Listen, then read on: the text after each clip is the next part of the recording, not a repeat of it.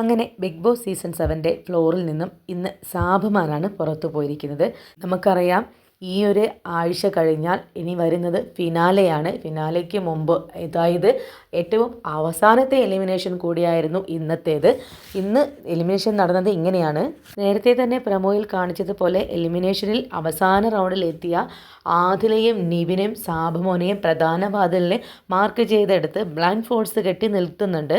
അതിനുശേഷം ഒരു തവണ വാതിൽ വന്ന് അടയുന്നുണ്ട്. അപ്പോഴും അവരവിടെ നിൽക്കുന്നുണ്ട്. രണ്ടാമത്തെ തവണയും വന്ന് അടയുകയും തുറക്കുകയും ചെയ്യുന്നുണ്ട്. മൂന്നാമത്തെ തവണയാണ് സാബുമാൻ എവിക്റ്റായി പോയത്.